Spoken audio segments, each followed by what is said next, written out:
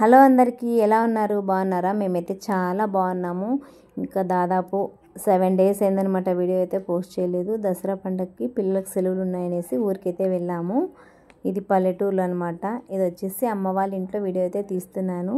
అక్కడ చికెన్ తందూరి అయితే చేసాము. చాలా బాగా వచ్చింది. అలానే పిల్లలు కూడా చాలా ఇష్టంగా తిన్నారు. బట్ పల్లెటూరులో కదా, మంచిగా వాతావరణంలో ఇలాంటివి ఏమన్నా చేసుకుంటే చాలా బాగా అనిపిస్తుంది. తందూరి చేయడానికైతే ఒక కోడి మొత్తం తీసుకొని లోపలంతా ఉండే వేస్ట్ అంతా తీసేసాను.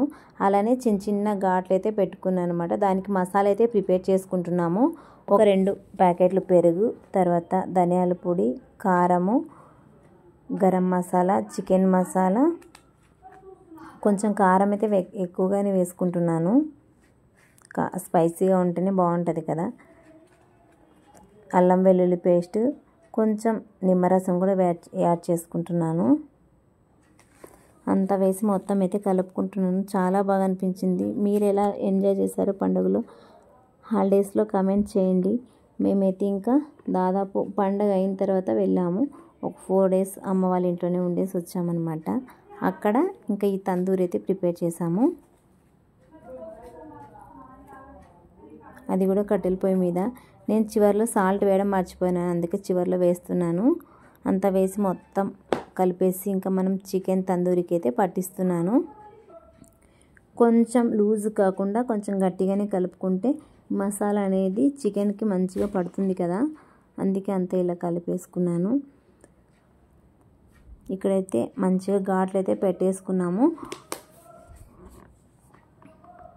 పల్లెటూరులో కదా, ఈ చికెన్ తందూరికి అయితే వాళ్ళు ఆల్మోస్ట్ లెగ్స్ లేకుండా కట్ చేసి పెట్టేశారనమాట. మేము తర్వాత చూసి ఇలా కావాలంటే ఇంకా లాస్ట్లో కొంచెం మిడిల్ భాగంలో ఉండేది మటుకు అట్లనే పెట్టేసి ఇచ్చారు.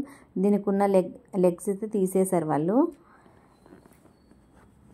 సో మొత్తం అంతా పట్టేసి ఒక 15 నిమిషాలు బయట పెట్టేసుకున్నాము, మసాలా బాగా పట్టేటట్టు.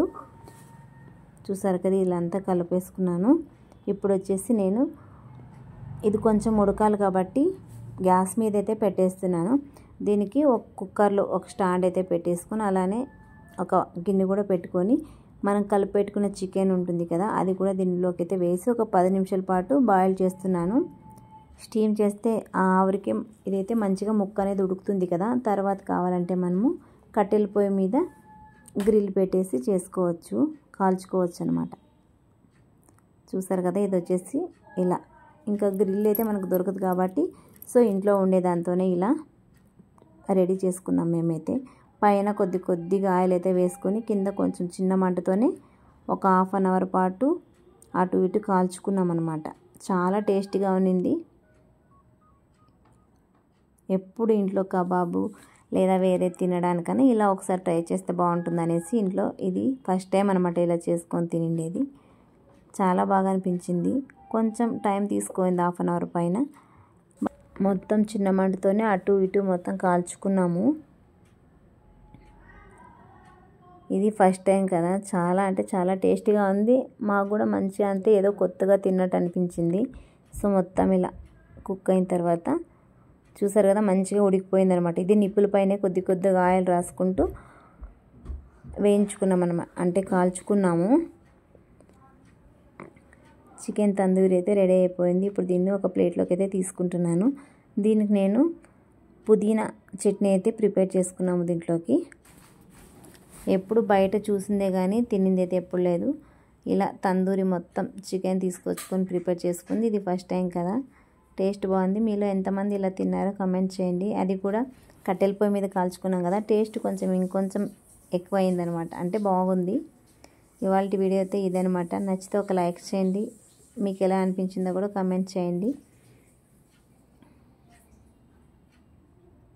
చాలా బాగా అంటే మంచిగా బాయిల్డ్ అయింది లోపలంతా.